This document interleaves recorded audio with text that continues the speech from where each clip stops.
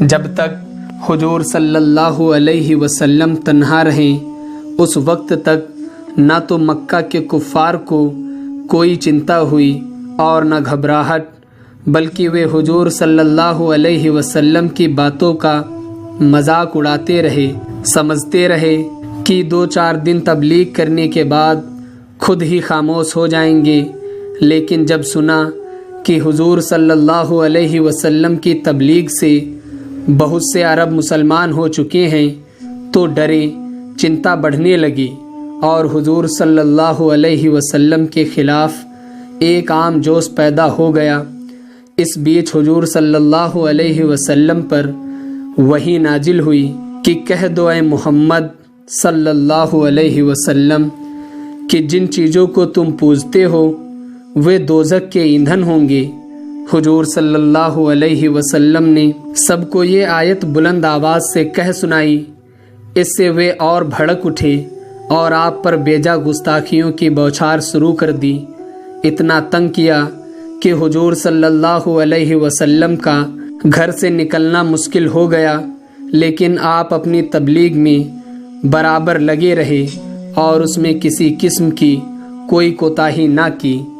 چونکہ مسلمانوں کی تعداد میں ہر دن بڑھوتری ہو رہی تھی، اس لیے ہی حضور صلی اللہ علیہ وسلم نے ضرورت محسوس کی کہ کوئی ایسا مکان تجویز کیا جائے جس میں 2 گھڑی کے لیے مسلمان ہر دن جمع ہو کر قرآن شریف پڑھیں اور یاد کیا کریں۔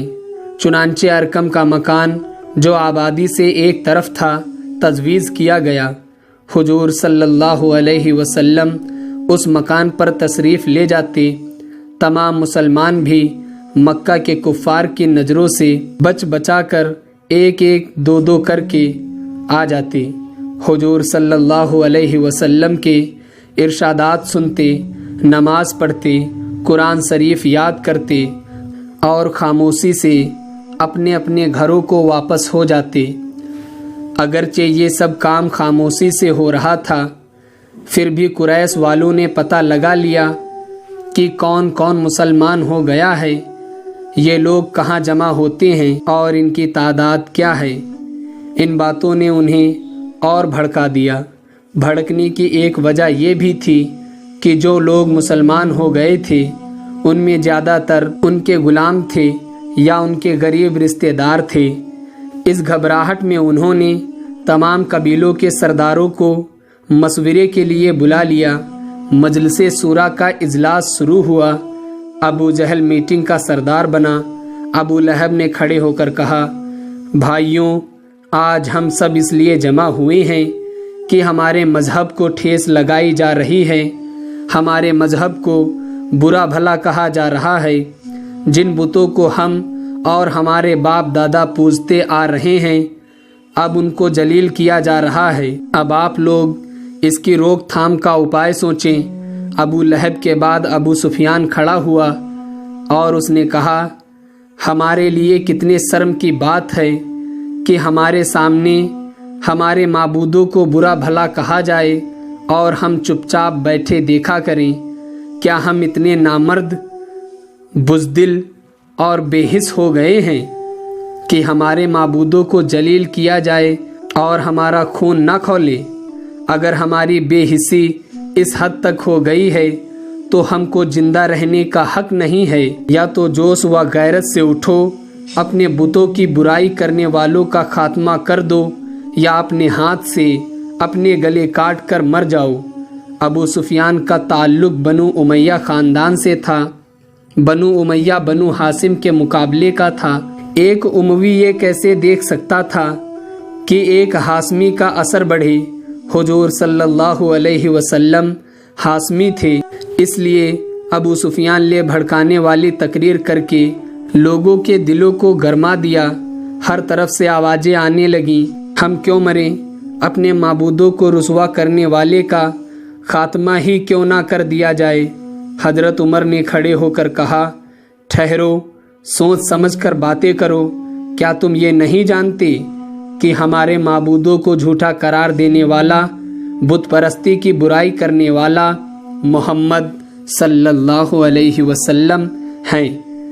जो कबीला बनी हासिम से हैं। कबीला बनी हासिम कुरैश में सबसे ज़्यादा इज्जतदार कबीला है। तमाम कबीले इस कबीले का एहतराम करते हैं। अगर किसी आदमी ने मोहम्मद सल्लल्लाहु अलैहि वसल्लम को कत्ल कर डाला तो बनी हासिम का ख़ानदान उनका इंतकाम लेने के लिए एड़ी चोटी का जोर लगा देगा। हाशमियों के साथी कबीले उनका साथ देंगे। नतीजा ये होगा कि एक बार फिर तमाम अरब में लड़ाई की चिंगारियां भड़क उठेंगी और ये कोई नहीं जानता कि इस लड़ाई का नतीजा क्या होगा। कितने ख़ानदान बर्बाद हो जाएंगे और कितने कबीलों का खात्मा हो जाएगा। अबू जहल ने हज़रत उमर से पूछा, तो क्या हम मोहम्मद सल्लल्लाहु अलैहि वसल्लम से कुछ ना कहें? अपने माबूदों की तौहीन इसी सरगर्मी के साथ करने दी जाए। उमर बोले, कम से कम मैं ये नहीं चाहता कि वो कत्ल कर दिए जाएं। इससे बड़े फितने के पैदा होने का खतरा है। बल्कि मुनासिब ये है कि उन्हें समझाओ, उन पर सख्तियाँ करो, लेकिन कत्ल ना करो। और जो लोग मुसलमान हो गए हैं उनके साथ क्या व्यवहार किया जाए? अबू जहल ने पूछा।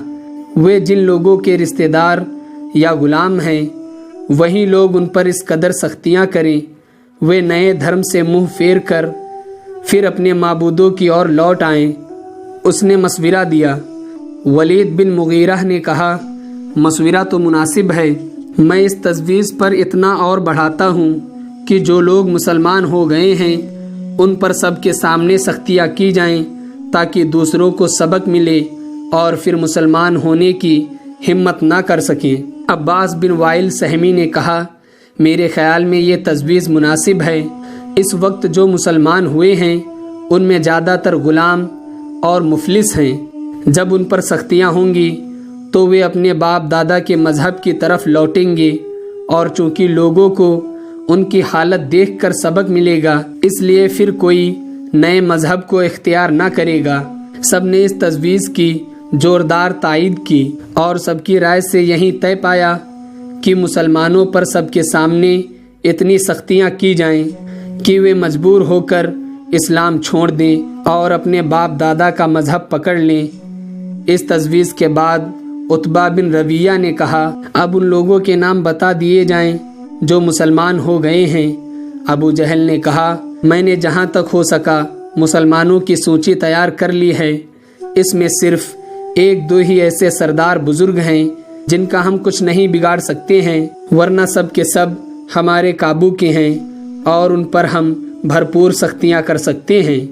जो नाम मुझे इस वक्त तक मालूम हो सके हैं मैं बताता हूँ। हज़रत खतीजा रज़ी अल्लाह ताला अन्हा, हज़रत अबू बकर सिद्दीक़ रज़ी अल्लाह ताला अन्हु, हज़रत अली रज़ी अल्लाह ताला अन्हु, हज़रत उस्मान रज़ी अल्लाह ताला अन्हु। ये लोग कुरैश के शरीफों में से हैं और इन लोगों पर सख्तियाँ करना मुश्किल है। एक बूढ़े आदमी ने खड़े होकर कहा, इसमें एक उस्मान है जो मेरा भतीजा है। अगर उसने इस्लाम न छोड़ा तो उसे मारते मारते मार डालूंगा। ये बूढ़ा आदमी हज़रत उस्मान बिन अफ़्फ़ान रज़ी अल्लाह ताला अन्हु का चचा था। लोगों ने उसके जोश की तारीफ़ करके उसे हज़रत उस्मान पर सख्तियाँ करने के लिए उभारा। जब वो जोश व गजब से भर गया तो अबू जहल ने सबके नाम बता दिए और ये कहा कि जासूस बाकी मुसलमानों का नाम जानने के लिए लगे हुए हैं। नाम मालूम होने पर सबको बता दिया जाएगा। फिर ये तय करने को कहा कि किस दिन से सख्तियाँ शुरू की जाएं। अबू सुफियान ने कहा, देर करने की ज़रूरत नहीं है, कल से सब लोग सख्तियाँ शुरू कर दें और इस बढ़ते हुए फितने को जितनी जल्दी मुमकिन हो दबा दें। सब ने इस तजवीज़ की तायीद की। फिर मजलिसे सूरा ख़त्म हो गई। लोग उठे और अपने अपने घरों को रवाना हो गए। ये वो मजलिसे सूरा थी जिसने तमाम कबीलों में मुसलमानों के खिलाफ नफ़रत व हिकारत और जोश व गजब की लहर दौड़ा दी थी। मुसलमानों को इस साजिश का पता न था। अगर उन्हें मालूम हो जाता तो बिल्कुल मुमकिन था कि उन पर वे आजमाइशें ना आती जो बाद में आईं। बहरहाल अल्लाह को यही मंजूर था, इसलिए उन्हें मालूम ना हो सका। चूँकि तमाम कुरैश के सारे कबीले اور دوسرے تمام قبیلے دیکھ رہے تھے کہ ان کے معبودوں کی جن کی وہ اور ان کے باپ دادا برابر پوجا کرتے چلے آ رہے تھے بڑھائی اور عزت مٹ رہی تھی اور بت پرستی خطرے میں پڑتی جا رہی تھی۔ اس لیے سب کو غصہ تھا اور بدلہ لینے کے لیے بھرے بیٹھے تھے۔ انہوں نے طے کر لیا تھا کہ جیسے بھی ممکن ہو مسلمانوں کو ستا کر سیدھے راستے سے پھیر دیں، اسلام چھوڑنے پر مجبور کریں اور پھر اسے اپنے باپ دادا کے دھرم میں داخل کر لیں۔ اس خیال نے انہیں ظلم و ستم کرنے پر ابھار دیا۔ زبیر کا چچا جس وقت اپنے گھر پہنچا تو بہت غصے میں تھا۔ جب حضرت زبیر رضی اللہ تعالی عنہ کو دیکھا تو لپک کر ان کے بال پکڑ کر کھینچتے ہوئے پوچھا، بدبخت زبیر، کیا تم بھی مسلمان ہو گئے ہو؟ حضرت زبیر رضی اللہ تعالی عنہ نے نرمی سے جواب دیا، ہاں چچا، میں مسلمان ہو گیا ہوں۔ چچا کو بڑا غصہ آیا۔ اس نے ان کے سر کے بال اس زور سے کھینچے کہ حضرت زبیر رضی اللہ تعالی عنہ کے آنسو نکل پڑے۔ اگرچہ حضرت زبیر بن عوام رضی اللہ تعالی عنہ جوان تھے، طاقتور تھے، چاہتے تو چچا کو اٹھا کر پھینک دیتے، لیکن وہ اپنے چچا کا احترام کرتے تھے۔ اپنے بزرگ کی شان میں گستاخی کی ہمت نہ ہوئی۔ دھیرے سے بولے، اے چچا، اسلام توحید کی تعلیم دیتا ہے۔ میں اپنے ہاتھوں سے تراشے ہوئے پتھر کے خداؤں کو چھوڑ کر اس خدا کا پرستار بن گیا ہوں جو دنیا کا پیدا کرنے والا ہے اور جس کے حکم کے بغیر ذرہ بھی حرکت نہیں کر سکتا۔ ان کے چچا کو بڑا غصہ آیا۔ اس نے کہا، سن، کان کھول کر سن، یا تو اسلام چھوڑ دے ورنہ میں تجھے ایسی سخت سزا دوں کہ لوگ تیری حالت پر افسوس کریں گے۔ حضرت زبیر رضی اللہ تعالی عنہ نے کہا، اے چچا، اور جو آپ فرما دیں دل و جان سے قبول کرنے کو تیار ہوں، پر اسلام کو چھوڑ دوں یہ مجھ سے نہ ہو سکے گا۔ یہ سن کر ان کے چچا کو تیس آ گیا۔ اس نے کہا، تیری ایسی جرت، اچھا دیکھوں تو کیسے اسلام کو نہ چھوڑے گا۔ یہ کہتے ہی بوڑھے نے حضرت زبیر رضی اللہ تعالی عنہ کو کھجور کی چٹائی میں لپیٹ دیا اور انہی کپڑے کی مثال بنا کر اسے جلایا اور حضرت زبیر رضی اللہ تعالی عنہ کی ناک میں دھواں دینا شروع کیا۔ جب تک ممکن ہوا حضرت زبیر رضی اللہ تعالی عنہ نے سانس روکے رکھا، لیکن کب تک روکتے، آخر نہ روک سکے اور دماغ میں پہنچا۔ اس لیے آپ کو بڑی تکلیف ہوئی۔ اگر آپ دھوئیں کی طرف سے منہ پھیرنا چاہتے تو ظالم چچا ان کے سر کے بال پکڑ کر پھر دھوئیں کی طرف کر دیتا۔ دھوئیں سے اتنی تکلیف پہنچی کہ آپ پر گسی کی حالت طاری ہو گئی۔ ان کے چچا نے ان کی یہ حالت دیکھ کر آپ سے کہا، بدبخت زبیر، اب بھی کچھ نہیں بگڑا، تو توبہ کر، اسلام کو چھوڑ اور اپنے باپ دادا کی طرف مڑ۔ اگرچہ آپ کو سخت تکلیف ہو رہی تھی، دھوئیں کا زہر دل دماغ میں بھر گیا تھا، لیکن اسلام کا ایسا خمار نہ تھا جو اس دھوئیں سے اتر جاتا۔ آپ نے فرمایا، اے چچا، اگر آپ مجھے دھواں دے کر مار بھی ڈالیں گے تب بھی میں اسلام کو نہیں چھوڑوں گا۔ بوڑھے کو ان کے جواب پر تعجب بھی ہوا اور غصہ بھی اس قدر آیا کہ اپنے ہاتھ اپنے دانتوں سے کاٹنے لگا۔ اس نے کہا، دیکھوں گا کہ کب تک تو اسلام کو نہیں چھوڑے گا۔ یہ کہہ کر اس نے دھواں اور ناک کے قریب کر دیا۔ اس دھوئیں سے حضرت زبیر کو اتنی تکلیف ہوئی کہ آپ بے ہوش ہو کر گر گئے، پر ظالم چچا کو بے ہوش بھتیجے پر بھی رحم نہ آیا۔ وہ بیٹھ گیا اور برابر دھواں دیتا رہا، یہاں تک کہ کپڑا جل کر راکھ ہو گیا اور وہ بھی تھک گیا۔ تھک کر اس نے زبیر کو چھوڑ دیا۔ حضرت زبیر دنیا اور اس کی تمام چیزوں سے بے خبر بے ہوش پڑے تھے۔ نہ کسی نے انہیں اٹھایا، نہ ہوش میں لانے کی کوشش کی۔ جس وقت حضرت زبیر پر یہ سختی گزر رہی تھی، اس وقت حضرت عثمان بن عفان رضی اللہ تعالی عنہ کو ان کے چچا نے بلا کر پوچھا، بیٹے، کیا یہ سچ ہے کہ تو بھی مسلمان ہو گیا ہے؟ حضرت عثمان نے جواب دیا، ہاں چچا، یہ صحیح ہے۔ یہ سن کر ان کے چچا کو غصہ آ گیا۔ اس نے کہا، کمبخت، تو اندیکھے خدا کو پوجتا ہے؟ بیوقوف، अपने बाप दादा के मजहब को छोड़कर नए मजहब का पुजारी बन गया है, या तो इस मजहब को छोड़ दे वरना मैं तुझे कत्ल कर दूंगा। हजरत उस्मान रजी अल्लाह ताला अन्हु ने कहा, चचा क्या तुम जानते हो कि जिस आदमी ने तमाम उम्र अंधेरे में गुजार दी और अब उसे रोशनी मिल गई हो, वो रोशनी छोड़कर फिर अंधेरे में जा पड़े। एक अक्लमंद आदमी कभी ऐसा नहीं कर सकता। उनके चचा को इस पर गुस्सा आ गया और उसने कहा, अच्छा तू अंधेरे से उजाले में आ गया है, देख ये रोशनी ही तेरी मौत का पैगाम है। ये कहकर उसने हजरत उस्मान रजी अल्लाह ताला अन्हु को खजूर की रस्सियों से जकड़कर दुर्रे से बेदर्दी पीटना शुरू कर दिया और इतना पीटा कि आपका बदन लहू लुहान हो गया। हजरत उस्मान रजी अल्लाह ताला अन्हु पिटते रहे, तमाम बदन जख्मी हो गया। सख्त तकलीफ हुई। आपने तकलीफ बर्दाश्त करने के लिए होठों को दांतों में दबा लिया, आह तो आह उफ तक भी ना किया और इस्लाम को छोड़ने का वसवसा तक पैदा ना हुआ। आपने अगर कहा तो सिर्फ ये कि मेरे जिस्म के टुकड़े कर डालो, लेकिन ये ना होगा, हरगिज ना होगा कि मैं इस्लाम को छोड़ दूं। मैं जिंदगी की आखिरी सांस तक मुसलमान रहूंगा। उनके चचा इस बात पर और भी बिगड़े और उसने पूरी ताकत लगाकर हजरत उस्मान रजी अल्लाह ताला अन्हु को मारना शुरू किया। चमड़े का कोड़ा था, बदन के जिस हिस्से पर पड़ता था खाल उधेड़ देता था।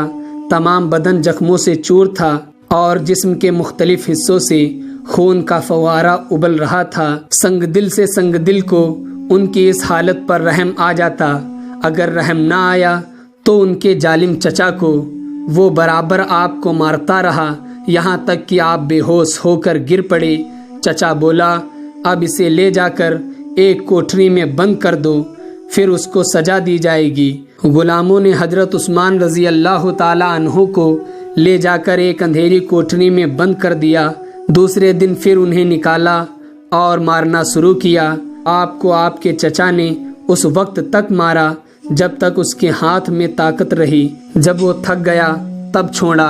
आज तमाम मक्के में जोश था। कुफ्फार गली गली फिर रहे थे। हर आदमी अपने अपने मुलाजिमों की खोजबीन में घर से बाहर निकला था।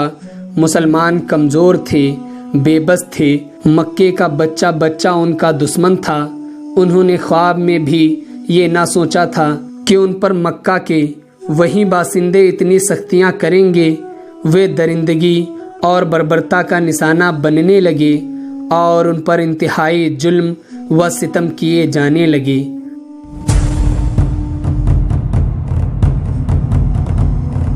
तो दोस्तों, ये थी हमारी आज की वीडियो। उम्मीद करते हैं आपको पसंद आई होगी। सीरतुन नबी सल्लल्लाहु अलैहि वसल्लम सीरीज़ पूरी सुनने के लिए हमारे चैनल पेजेस ऑफ हिस्ट्री को सब्सक्राइब करें, वीडियो को लाइक करें, अपने दोस्तों और अहबाब में शेयर करें, कमेंट बॉक्स में अपने राय का इजहार ज़रूर करें।